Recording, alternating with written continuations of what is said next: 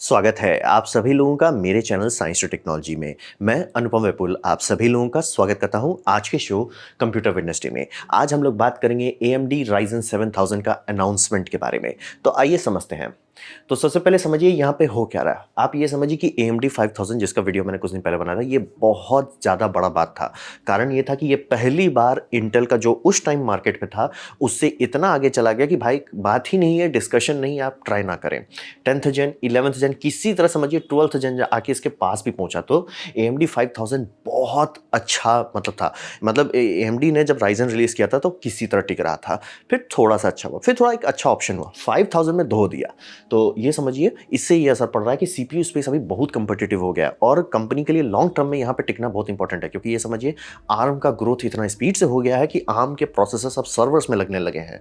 ARM से जैसे Apple का M1 हो गया, ये कैसे चल रहा है, M1 कैसे चल रहा है, ARM पे चल रहा है। तो ये समझना बहुत जरूरी है कि CPU स्पेस में अब दोनों कंपनी इंटेल और AMD को दोनों पूरा जी जान लगाना, नहीं तो देखते देखते वो गायब हो सकते हैं। तो मार्केट बहुत कंपिटिटिव हो गया है और AMD जो अभी गेन किया है, जो कि एपेक प्रोसेसर धीरे धीरे स्टार्ट किए, फाइनली जाके ऐसा हुआ कि अरे सर्वर स्पेस में भी आपको इंटेल के सिवा कुछ मिल सकता है ये। और मतलब गेमर्स के लिए मतलब धीरे धीरे ये लोग क्लॉबैक जो कर रहे हैं, इनको ये करते रहना है, इनको प्रेशर बनाए रखना है।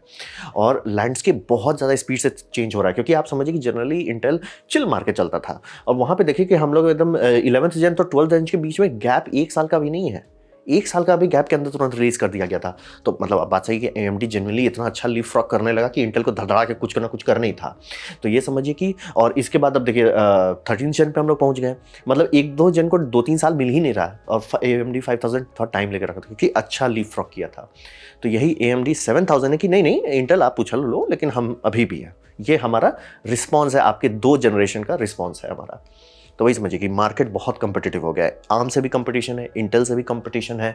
तो ये सब सोच, और RISC-V धीरे धीरे बैकग्राउंड में काम कर रहा है, क्या पता कल को वो कंपटीशन बन जाए। तो मामला गंभीर है, प्रेशर बनाए रखना, आपको आगे चलना है। आपको ये नहीं दिखाना कि हमारा पिछले साल से 10% आगे हो गया, पिछले साल से 2% बेटर हो गया, ना ना ना ना, मल्टीपल में चाहिए। इसीलिए एप्पल छोड़ दिया, मतलब ये समझिए x86 को इसीलिए छोड़ दिया। मल्टीपल्स में डेवलपमेंट हो ही नहीं रहा, जबकि उनका आम था कि आज 1x का पावर है तो कल 200x का मिल रहा है। लिटरली वो ग्राफ बाय ग्राफ आप देखेंगे एप्पल का प्रेजेंटेशन में, को यही दिखाई, इसीलिए वो छोड़ दिया x86 को। अब बात करते हैं तो AM5 रिलीज किया जा रहा है।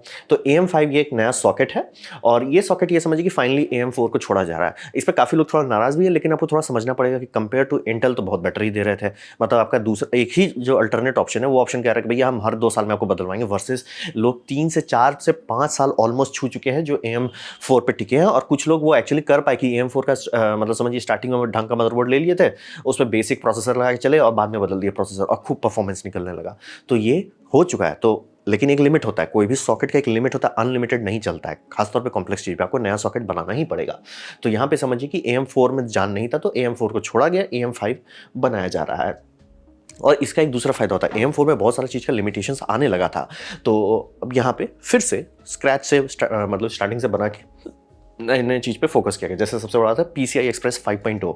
इस मामले में इंटेल थोड़ा सा पहले आगे बोला, इंटेल बहुत फटाफट बर्स्ट लॉन्च कर रहा था, DDR5 भी फुल सपोर्ट कर रहे हैं। तो अब बात है, चूंकि ये नया सॉकेट से कर रहे हैं तो हर चीज़ अच्छे से किया जाए, जबरदस्ती का है तो नहीं कर रहे हैं। तो इनका में अर्ली रिपोर्ट आया, क्योंकि बोले ये सिर्फ अनाउंसमेंट है, रिपोर्ट यह है कि ये DDR5 को थोड़ा अच्छे से सपोर्ट कर सकते हैं। मतलब इंटेल जरूर अभी आप DDR5 खरीद सकते हैं इंटेल में, लेकिन वो फुल परफॉर्मेंस नहीं दे पा रहा है, क्योंकि मतलब रश्ड प्रोडक्ट है ये, थोड़ा सा टाइम लेके ठंडे दिमाग से बनाया गया प्रोडक्ट है। अगेन अर्ली रिपोर्ट्स में यही कहा जा रहा है। और PCI 5.0 बहुत इंपॉर्टेंट इसलिए है कि मतलब हम आप और हमारे लिए इंपॉर्टेंट नहीं है, लेकिन सर्वर इन्वायरमेंट में बहुत इंपॉर्टेंट है। और अगर सर्वर इन्वायरमेंट का टेक आपके इतना जल्दी यहाँ आ जा रहा है, तो यानी कि बहुत सारे प्रोडक्ट इंटरप्राइज से धीरे धीरे ड्रॉप करने लग जाएंगे कंज्यूमर मार्केट में। तो इसीलिए AM5 उसके लिए तैयारी करके रख रहा है। मतलब समझिए एक फर्टाइल ग्राउंड बना के रख दे रहा है कि अब आप हमारा खरीदिए, आने वाले कुछ साल तक आपको टेंशन नहीं लेना है। DDR5 हम आपको दे दे रहे हैं, PCI 5.0 दे दे रहे हैं। और PCI 5.0 समझिए बहुत सीरियस बात है, क्योंकि PCI 4.0 अभी तुरंत ही आया था, मतलब कुछ साल के अंदर। यही बोल रहा हूँ कि जैसे x86 जो पिछले समझिए अराउंड 2010 के बाद से ऑलमोस्ट स्टैग्नेंट हो गया था, ये अब दोबारा वैसा फट फट करके चेंजेस आ रहे हैं। तो AM5 वो मतलब मौका दे रहा है कि जितना गलती आपने किया था AM4 में, उससे सीखिए, उससे समझिए, अपग्रेड करके बनाइए। तो यहाँ पे इसके साथ अब ऑब्वियसली सॉकेट बदल रहे हैं, नए प्रोसेसर हैं, तो उनके लिए चिपसेट चाहिए जो उससे बात कर सके। तो यहाँ पे भी उनको चिपसेट का बैकवर्ड्स कंपैटिबिलिटी हटा रहे हैं, क्योंकि मतलब कुछ लोगों को होप था कि भले सॉकेट आप बदल रहे हो, मे बी आप पुराना ही चिपसेट को कैसे, तो मदरबोर्ड मैन्युफैक्चरर्स का काम आसान हो जाता कि बस सॉकेट को रीवायर करते और काम निपट जाता। वैसा नहीं है, यहाँ पे नया पूरी तौर से X670 एक्सट्रीम, X670 और B650 लॉन्च किया जा रहा है। और यहाँ पे आपको समझना ज़रूरी होगा कि हम लोग उस जगह में पहुँच चुके हैं जहाँ ग्राफिक्स कार्ड को PCI एक्सप्रेस का जितना पावर है उसका ज़रूरत है ही नहीं, ग्राफिक्स कार्ड बहुत पीछे चल रहा है। तो ये आपको समझना बेहद ज़रूरी है कि अभी आप RTX 4000 जो आने वाला है उसको भी ले लें, उसे भी नहीं कोई फ़र्क पड़ने वाला है। फ़र्क किसको पड़ रहा है जो इतना PCI एक्सप्रेस के पीछे भाग रहे हैं? स्टोरेज को। आज के टाइम में स्टोरेज एक्चुअली फ़र्क पड़ता है अगर आप PCI 3.0 PCI 4.0 ले लेते हैं। और कोई अगर आप ऐसा वर्कलोड कर रहे हैं जिसमें प्रोसेसिंग पे खूब लोड पड़ रहा है, ज़मीन आसमान का अंतर आने लगता है। ग्राफिक्स कार्ड में उतना अंतर नहीं है, बहुत अच्छा टेस्टिंग करोगे तो आपको 2 से 3% का अंतर आएगा। लेकिन मतलब अगर आप सीधा टेस्ट करते हैं कि मेमोरी स्पीड पे सीधा 1 गीगाबाइट पर सेकंड का स्पीड का अंतर आ जाता है। तो स्टोरेज को चाहिए, इसीलिए आप देखेंगे B650 जो निकाला जा रहा है उसमें PCI 5.0 स्टोरेज पे दिया जा रहा है। वो थोड़ा लोगों को और लगे भैया कि तुम इसको इस पे क्यों नहीं दे रहे हो, क्या बोलते हैं, मतलब आपका ग्राफिक्स कार्ड को जरूरत ही नहीं, वो 3.0 पे भी बम काम करेगा, 4.0 में चिल मारेगा, कोई टेंशन ही नहीं है। 5.0 का उसका कुछ कर ही नहीं सकता, लेकिन आपका SSD करेगा, उसका जो SSD करेगा। और आप आने वाले टाइम में गेमिंग में सबसे बड़ा जो चेंज हो रहा है डायरेक्ट स्टोरेज, जिसमें मैंने पहले वीडियो बना दिया था, वो पूरा इस्तेमाल करेगा। और शुरू का 1-2 साल कुछ नहीं हो रहा है, ये बात मैं एकदम क्लियर करता हूं। मैं गेमिंग इंडस्ट्री में काम कर चुका हूं, जो चीज़ आप आज देख रहे हो वो 4 से 5 साल पहले से किया जा रहा था। तो अभी का मतलब ये समझिए कि अभी कुछ गेम पे काम चल रहा होगा जो आने वाले 3 साल में आपका डायरेक्ट स्टोरेज को यूज़ करे। और जहां डायरेक्ट स्टोरेज ठीक से मास मार्केट में यूज़ होने लगा, तब इसका फायदा आपको तुरंत मिलने लगा कि भैया मेरा SSD जितना फास्ट है उतना अच्छा ग्राफिक्स लोड हो पाएगा। तो भी समझिए, तो इसमें इन तीनों में ऑप्शन क्या क्या है आप ये समझिए। 670 99% लोगों का काम कर लेगा। 670 एक्सट्रीम बस थोड़ा सा ये है कि ऑलमोस्ट सर्वर जैसा कर दे रहा है कि आपका हर PCI स्लॉट PCI 5.0 है, वो कुछ ही केसेस में काम आएगा। 670 आम लोगों की आम ज़रूरतों में कर लेगा। 650 एक्चुअली ये भी सबका काम कर ही लेगा, क्योंकि मेन घुमा फिरा के आप बेस्ट यही कर सकते हैं, NVMe SSD खरीद सकते हैं, तो ये कर सकते हैं। लेकिन 670 में मन को थोड़ा शांति रहेगा, क्योंकि मान लीजिए कल को आप नेटवर्किंग का कोई ऑप्टिकल फाइबर नेटवर्किंग करते हैं अपना नेटवर्क स्टोरेज से, जो कि काफ़ी लोग करते हैं, क्योंकि अब वीडियो फाइल्स बहुत बड़े होने लगे। अगर आप चाहते हो डायरेक्ट NAS पे वीडियो एडिटिंग कर सकें तो आपको लेटेंसी घटाना पड़ेगा। तो 5.0 के जो इक्विपमेंट्स आएंगे उसमें लेटेंसी बेटर होगी। परफॉर्मेंस उतना फर्क नहीं पड़ेगा, लेकिन लेटेंसी बेटर होने से आपका प्रोग्राम क्रैश करने का चांसेस कम हो जाता है। तो इसीलिए शायद काफ़ी लोग प्रेफर करें कि 670 ले लें। कुछ लोग का कुछ क्या मतलब कि ऑलमोस्ट सब लोग आंख मूंद करके 650 खरीद सकते हैं और निश्चिंत रह सकते हैं। 670 आप परमानेंट निश्चित है। 670 एक्सट्रीम आप दिखा रहे हो कि आपके पास बहुत पैसा है, या आप कुछ कर रहे हो मतलब जिसमें आपका कंप्यूट सेट हो रहा है, आप माइनिंग कर रहे हो, वो सब कर रहे हो। माइनिंग में भी उसका बस यही फायदा होगा कि एक PCI स्लॉट को निकाल के आप 4-5 स्लॉट बना सकते हो, क्योंकि एक लेन में इतना ज़्यादा कैपेसिटी है। तो चिपसेट नया रिलीज किया जा रहा है इसके साथ। अब बात होता है कि यहाँ पे AMD थोड़ा सा अब एक नया मोड ले रहा है, जिसमें अब इंटीग्रेटेड GPU जिस टाइम अनाउंस किया गया, जितना मैंने अंडरस्टैंडिंग किया कि अब वो इंटीग्रेटेड GPU हर में देंगे। और ये समझिए कि कुछ साल पहले से ये हटाया गया था। मैंने जिस टाइम AMD FX 8350 लिया था, बुलडोजर, जो कि सबसे क्या कुछ रैंक का प्रोसेसर था, बात है कि उसमें हटा दिया था इन्होंने इंटीग्रेटेड। उनका लॉजिक थोड़ा सेंस बनता था कि जो भी इस तरह का हाई एंड प्रोसेसर ले रहा है वो उसके साथ ग्राफिक्स कार्ड खरीदेगा, तो फालतू का सिलिकॉन हम क्यों वेस्ट करें। और उससे मदरबोर्ड भी थोड़ा सा सस्ता हो जाता है, क्योंकि अब उनको मतलब डिस्प्ले आउटपुट CPU से नहीं निकालना पड़ेगा।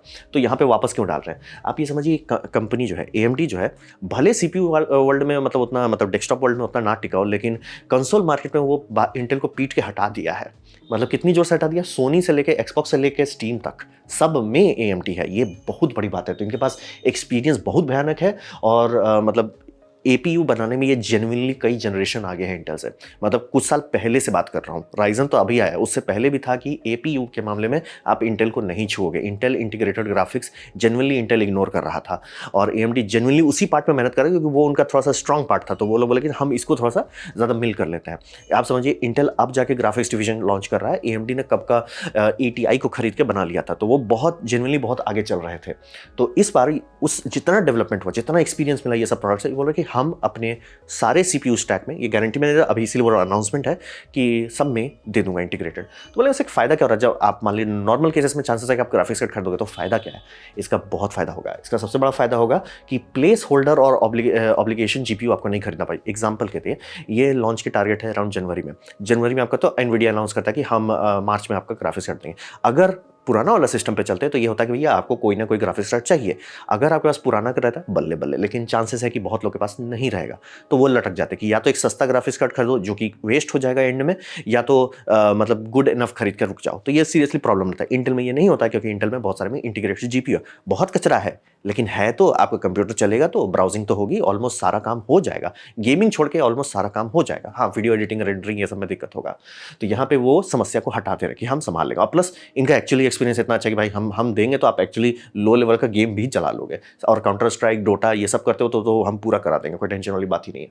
तो वो पहला फायदा हो गया। दूसरा, लो पावर लैपटॉप और डेस्कटॉप्स।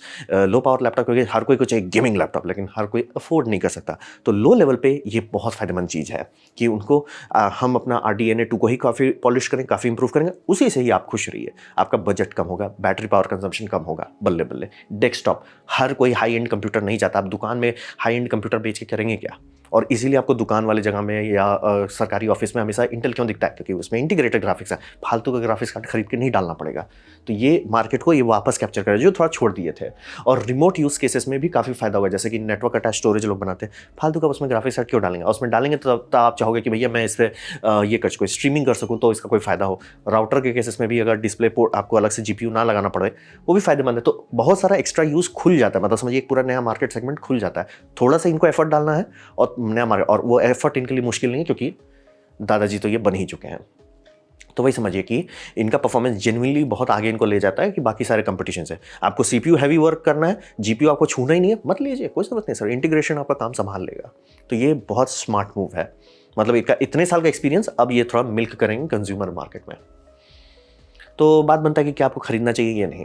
तो हिसाब ये समझिए कि अनाउंस अभी भले कर दिया है इसका, लेकिन कोई मतलब नहीं, क्योंकि ये जनवरी 2023 में ही आपके पास आ गया, वो भी खुशकिस्मत रहे तो। क्योंकि चिप शॉर्टेज अभी भी चल रहा है, क्योंकि अभी जो मैंने बताया कि 2-3 फाउंड्रीज बड़े बड़े बनाए जा रहे हैं, वो सब अभी रेडी नहीं हुआ है। और प्लस वो AMD का नहीं है, एक तो सैमसंग का है, एक तो इसका है। TMC भी कोशिश कर रहा है एक और फाउंड्री बनाने का, कैपेसिटी बढ़ाने का, लेकिन देखिए आने वाले टाइम में क्या होता है। तो टाइम तो मान के चलिए आपको जनवरी 2023 का, लेकिन ये समझना बेहद जरूरी है, ये एवोल्यूशन है, रेवोल्यूशन नहीं है। 5000 रेवोल्यूशन था, क्योंकि जेन्युइनली शॉक कर दिया दुनिया को, वो कितना आगे चला गया। ये वैसा नहीं करेगा। ऐसा क्यों? बात है कि इस बार AMD का फोकस दूसरा है। इस टाइम AMD का फोकस है कि हम नए फीचर सेट को अपने प्रोडक्ट स्टैक में इंटीग्रेट करें, यानी कि DDR5 हम लाएं, क्योंकि DDR5 में वो फिसल गए। हम PCI 5.0 लाए, उसमें भी वो फिसल गए। तो ये दोनों को वापस इंटीग्रेट करना भी ज़रूरी है। इंटीग्रेट करके एक नया प्लेटफॉर्म बनाना चाहिए जो आगे इनको कैरी कर सके। तो अभी ये पूरा फोकस कर रहे हैं कि नए टूल सेट हम आपको दे सकें। और उसके बाद ये समझिए कि वाव परफॉर्मेंस आपको नहीं मिला, कि मतलब अगर 5000 है तो ऐसा मत एक्सपेक्ट कीजिए कि आपने 7000 लिया, वो ऐसा होगा कि बिट बेटर। और आपका मेन फायदा होगा DDR5 और PCI 5.0 से। क्या आम पब्लिक को इसकी ज़रूरत है? नहीं। लेकिन अगर आपको लेना है, या आप कुछ केसेस में ऐसे होते हैं लोग जो बहुत साल तक कंप्यूटर घसीटना चाहते हैं, तो उनके लिए होगा चुपचाप से पैसा लो, हमको ये दे दो। और मेन जो बेनिफिट हो रहा है, मतलब परफॉर्मेंस के तौर पे, मतलब समझिए उतना ही हॉर्स पावर है, लेकिन स्पीड बढ़ा सकते हैं ये। यानी कि इनका मतलब जो नैनोमीटर था, श्रिंक किए, 7 नैनोमीटर से 5 नैनोमीटर तक जो ये श्रिंक कर रहे हैं, ये श्रिंक कर लिए, अब इफिशिएंसी बढ़ गई। यानी कि ये 5 गीगाहर्ट्ज से ऊपर मल्टी कोर पे रह पा रहे हैं, जो कि बहुत अच्छी बात है। मतलब समझिए हॉर्स पावर उतना ही है, लेकिन ज़्यादा दूर तक आप RPM ले जा पा रहे हो। तो ये फायदा आपको, मेन बेनिफिट आपको यही है कि आपको अगर हायर क्लॉक फ्रीक्वेंसी चाहिए, मान लीजिए कोई भी एप्लीकेशन इस्तेमाल करें जिसमें आपको क्लॉक फ्रीक्वेंसी, आपको लगता है यार 4 गीगाहर्ट्ज तक जा रहा है, कमान मजा आ जाता अगर ये 5G आता, तो ये उस मामले में ये आपको बहुत खुश रखेगा, क्योंकि ये सिंगल क्लॉक इफिशिएंसी ज़्यादा चेंज नहीं हुआ, जो इसको कहते हैं ना पर इंस्ट्रक्शन अपलिफ्ट नहीं है इसमें, लेकिन ज़्यादा कैपेसिटी करती है। मतलब समझिए आप एक्सीलेटर और दबा सकते हो, आपका RPM मतलब थोड़ा रेड लाइन जा रहा था, वो और आगे तक जा सकता है। ये मेन फायदा है। और दूसरा आपको DDR5, PCI 5.0 ये सब मतलब वर्क स्टेशन के लिए काफ़ी इंपॉर्टेंट है। वर्क स्टेशन से सीधे बोलेगा चुपचाप सा पैसा लो, हमको ही सामान दे दो। और जो लोग कहे कि मैं अभी खरीदूंगा और 5-6 साल बाद बदलूंगा, उनके लिए भी ये फायदेमंद है। क्योंकि मान लीजिए अभी DDR5 का दाम बहुत ज़्यादा है, आप 16 GB का एक ही स्टिक खरीद पाते हैं, कल दोबारा खरीद सकते हैं DDR5 का, और उस टाइम DDR4 का दाम बढ़ने लगेगा, क्योंकि अभी जैसे DDR3 का दाम बढ़ा हुआ है। तो ये समझना ज़रूरी है कि क्या आपको खरीदना चाहिए। अगर आप खरीद के बहुत लंबे टाइम तक रखते हैं, तो मैं कह सकता हूँ आम लोगों की आम ज़रूरतों में इसके कोई वैसा फ़ायदा नहीं होने वाला। लेकिन हाँ, अगर आपको है कि मैं नए प्लेटफॉर्म में आना चाहता हूँ, तो आप लेना सकते हो। लेकिन मैं हर हालत में कहूँगा कि अभी एक्चुअल रियल वर्ल्ड रिव्यू के लिए थोड़ा वेट कीजिए, जो कि आपका जनवरी तक में आ जाना चाहिए। तो ये था मेरा प्रेजेंटेशन AMD 7 Ryzen 7000 सीरीज़ के लॉन्च अनाउंसमेंट के बारे में। उम्मीद करता हूँ आपको अच्छा लगा, कुछ सीखने मिला, कुछ समझ में हो। अगर ऐसा है लाइक कर दे, दोस्तों के साथ शेयर कर दे, उससे मेरा काफ़ी भला होगा। नहीं अच्छा लगा, नहीं पसंद आया, कोई बात नहीं, आप डिसलाइक दबा सकते हैं। मैं कहूँगा डिसलाइक 2 बार दबाएँ, उससे मुझे पता चलेगा कितना ना पसंद हुआ है। मैं आपसे कहूँगा कमेंट लिखें, मैं हर कमेंट को पढ़ने की कोशिश करता हूँ। आपसे कहूँगा सब्सक्राइब कीजिए, और अगर आप पहले से सब्सक्राइब किए हुए हैं तो प्लीज़ अनसब्सक्राइब करके फिर से सब्सक्राइब करें, क्योंकि यूट्यूब नोटिफिकेशन नहीं भेज रहा है लोगों को। और बेल दबाइए, और अगर आपने नहीं दबाया है तो फिर से एक बार करके देखिए, क्योंकि यूट्यूब सही में नोटिफिकेशन नहीं भेज रहा। और इसी के साथ मैं आप सभी को तहे दिल से धन्यवाद कहूँगा, क्योंकि आपने मेरा वीडियो देखा।